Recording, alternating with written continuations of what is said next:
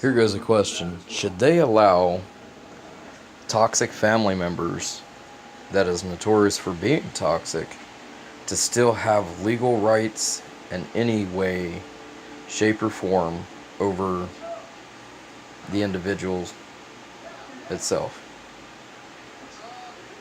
Should they allow a family member that is involved in organized crime and criminality, group or gang associations, no matter how that works, as long as it sits in a profile of the same similarity, should those people still have the rights to be able to have any type of legal rights to another family individual, to mental health, rights to probate that person, to make affidavits, to do any type of profiling of that person or draw, or have concern, legitimate concern, that that person's well-being is not good, or just the consideration of the person's well-being at all, for the fact they cannot be trustworthy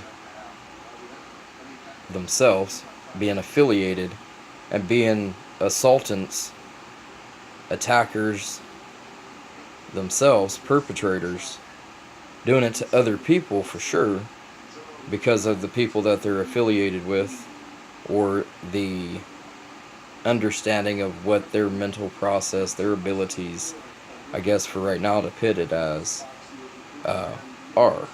They're notorious for not having a situation of a greater mind, especially being associated already. Let's pit it as associated already with either being toxic and known to be mishandling things, and also the situation of associated with being with a gang group, organized crime, or something as such. And that group is for group stalking, targeting people, drug relations that target people, all the rest of the stuff. A criminal background. I'm not going to go against people who's committed a crime and still has their mind state. You know, people make mistakes and stuff like that.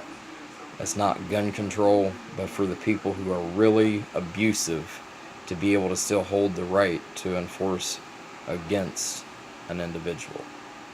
I'm going to leave the question at that right now and post this to the website.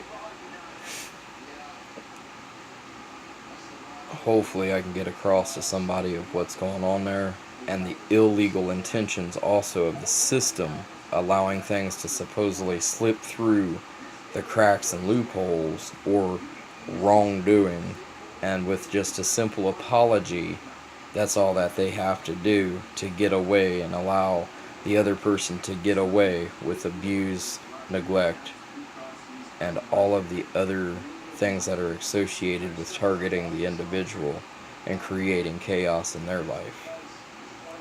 There's one explanation with that before I do in this video. I was inside a mental health institution talking because of toxic family members, and that's the way they represented them. And there's just different levels of things, and I just wanted to put it out. There's emotional harassment, there's emotional assault, there's psychological harassment, there's psychological assault. They can all be at once performed, or it could be individual severities in each situation, or just one of those four things being done, causing another person to be assaulted. But don't forget, not just because someone's like, well, you are being mentally assaulted, doesn't mean that it doesn't include emotional assault also, which is severe. Psychological assault, when it was explained to me, sticks around. Emotional assault and harassment sticks around also. Psychological harassment, it sticks around, but it's not as severe as being traumatizing. And psychological harassment or assault has to be hardcore mental traumatizing to a specification that causes a person to be mentally inoperable. Emotional assault be emotionally distressed and disoriented, or causing so much duress that it causes mental or psychological incapacitations, along with emotional incapacitations. It had a range. I'm not professional with it, but that's basically the baseline that was explained to me.